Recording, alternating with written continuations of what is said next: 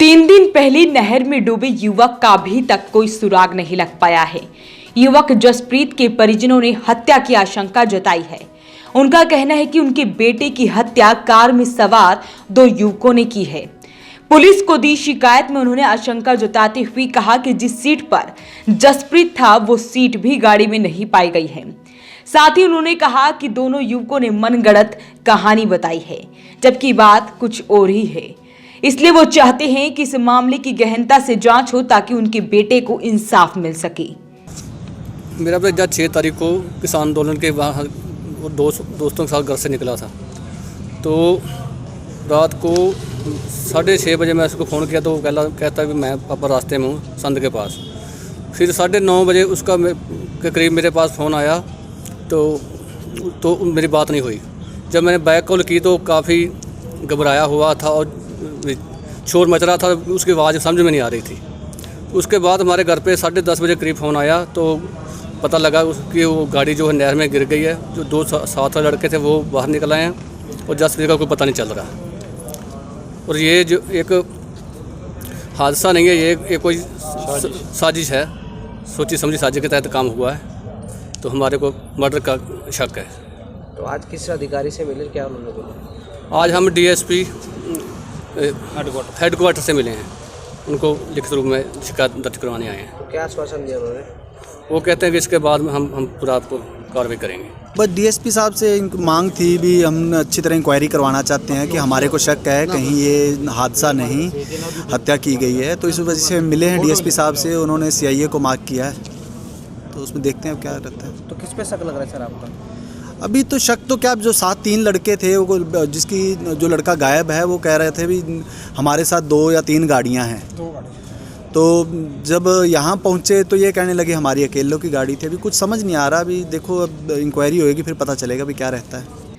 बता दें कि पानीपत के सिवा बाईपास पर दिल्ली पैलन नहर में लापता कैथल के युवक का तीसरे दिन भी कोई सुराग नहीं लग सका। लापता युवक को ढूंढने में ऑक्सीजन सिलेंडर और बोट से भी गोताखोरों को लगाया गया है। घटना स्थल से करीब 32 किलोमीटर तक तलाश की, लेकिन पता नहीं लगा।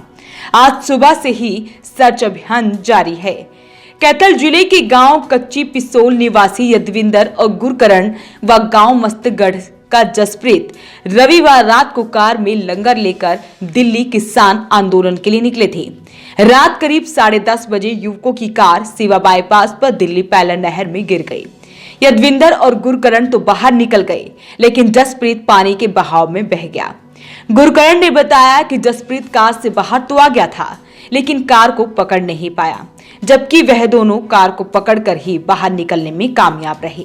हालांकि युवकों द्वारा दिए गए बयान पर जसप्रीत के परिजनों ने हत्या की आशंका जताई है। वहीं डीएसपी सतीश वत्स ने कहा कि परिजनों की शिकायत पर अब इस मामले की जांच सीआईए 2 को सौंपी गई है। वो जो 3 दिन पहले हादसा हुआ था नहर में गाड़ी गिरने वाला, ये उसके परिजन आए हैं। जब इस बच्चे की कोई कुछ पता नहीं लग पा रहा है तो उन्होंने कंप्लेंट दी है जो 2 लड़के साथ थे उनके अगेंस्ट में। तो हम पहले उसकी जांच करवाएंगे। सीआईए 2 को मैंने मार्क की है और जांच के बाद जैसे फैक्ट्स आएंगे वो कार्रवाई करें। ऐसे में अब देखना होगा कि परिजनों द्वारा जो आशंका जताई गई है क्या वो सच है या मामला कुछ और ही है।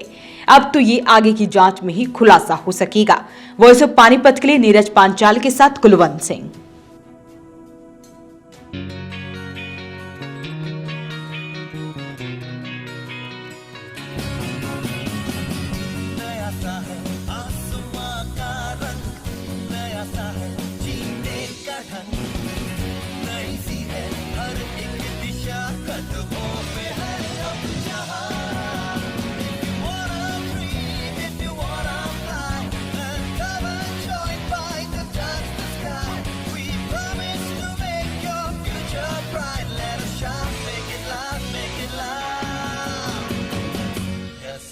Yes, fight.